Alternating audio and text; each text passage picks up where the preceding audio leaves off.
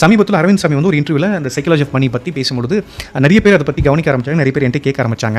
அப்போ இந்த psychology of money பற்றி இங்கே சில விஷயங்கள் உங்களுக்கு சொல்லும்போது அது வந்து கனெக்ட் ஆகும்னு பார்க்குறேன். எப்பவுமே ஒவ்வொரு தலைமுறையும் அந்த தலைமுறையில் எந்த சொத்து வந்து ட்ரெண்டிங்கில் இருக்கோ, எது வந்து அதிக ரிட்டர்ன்ஸ் கொடுக்குமோ, சீக்கிரம் வந்து அதிக அசெட் பண்ண முடியுமோ, வேல்யூ இன்க்ரீஸ் ஆகுமோ, அந்த மாதிரியான சொத்துக்கு முக்கியத்துவம் கொடுப்பாங்க. தாத்தா காலத்தில் அவர் வந்து எஃப்டிக்கும் கோல்டுக்கும் அதிக முக்கியத்துவம் கொடுத்தார். காரணம் என்னன்னா, அன்னைக்கு பேங்கோட இன்ட்ரெஸ்ட் ரேட் ஜாஸ்தியாக இருந்தது. ஃபிக்ஸட் டெபாசிட்லாம் போட்டிங்கன்னா 5 வருஷத்தில் டபுள் ஆயிரும். சேவிங்ஸ் ரேட்டே வந்து பார்த்தீங்கன்னா கிட்டத்தட்ட 16% கொடுத்தாங்க. தாத்தாக்கு பிறகு அப்பா வந்தார். அப்பா வந்து பேங்க் எஃப்டின்றதுலாம் நிறைய சேலஞ்சஸ் இருக்கிறத பார்த்தாரு. அவர் அந்த பக்கம் போகல. தங்கம் வாங்குறதை தாண்டி ரியல் எஸ்டேட்ல அதிக கவனம் செலுத்துறாங்க. 90களில் 2010க்கு முன்னாடி ரியல் எஸ்டேட்ல உள்ள போய் நிறைய சம்பாரிச்சவங்களை பார்க்க முடியும். ஸோ 30-40 வருஷம் வந்து அதுக்கு முன்னாடி தாத்தா காலத்தில் சொத்து லேண்ட் வாங்கணுன்ற அவசியம் இல்லை. ஏன்னா அவங்களுக்கு தலைமுறை சொத்து இருந்தது. ஆனால் அப்பாவுக்கு அப்படி இல்லை. சொத்து நிலம் ஷேர் பிரிக்கும் போது நிறைய குறைஞ்சிருச்சு. அப்படின்றப்ப நிறைய நிலங்களை வாங்கி வைக்கணும் அப்படின்னு நினைச்சாங்க. ஃபிளாட் வாங்கி வைக்கணும்னு நினைச்சாங்க. அதுல லாபம் பார்த்தாங்க. இவங்க வந்து கோல்டுலையும் லேண்ட்லையும் அதிக கவனம் செலுத்துறாங்க. அப்ப தாத்தா அவர் காலத்தில் அது செஞ்சது சரி.